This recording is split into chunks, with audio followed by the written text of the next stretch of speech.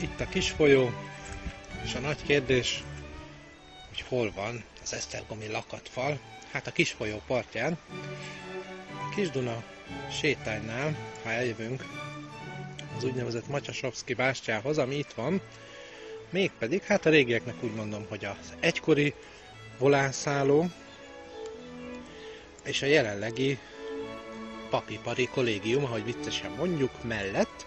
Itt van a kettő között, a bástya és a szálló között a József Attila tér. Ezt is kevesen tudják, de ez annyira talán most nem fontos. Itt egy Matyasovszky bástya nevű hely, ami tulajdonképpen egy bástyából áll, egy világháborús emlékművelékesítve, és még egy bástyából áll.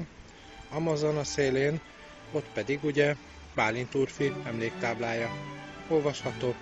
Itt kapott halálos sebet a költő vitéz. No, de a kettő között itt van ez a kis kert, és szinte már ligetnek is mondható, de ahhoz több fa kéne. Itt van összesen 5 jelenleg, és ez talán ebből a mintázatból látszik, ebből a fa körüli kör alakból, hogy jelenleg BMX-es fiatalok használják leginkább. De most itt van ez a feszület, és itt található, ha ide jövünk, az esztergomi lakatfal. Reméljük, ez nem bánt senkit. 2010 nyarán, Szent Iván éjjelén indult ez a kis mozgalom, hát nem sok lakattal. Én úgy emlékszem, hogy ő vele, és aztán jöttek sorba, hát szám szerint 4 van itt, illetve múltkor volt egy hosszabb lakat, és hát valószínűleg, azt nem látom, véget érhetett ez a kapcsolat.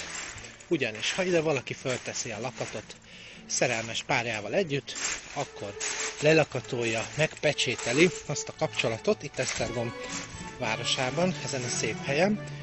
És hát itt vannak különböző variációk, mit tegyen a kulccsal. Egyes variáció Kis-Dunába dobják közösen, 2-es variáció elteszik, mert jó lesz az még kinyitni. Semmi sem tart örökké, mondta örökapám. 3-as verzió pogácsába sütik és megeszik, 4-es verzió lereszelik a kulcs kódját. Én például így tettem annól. Hát így.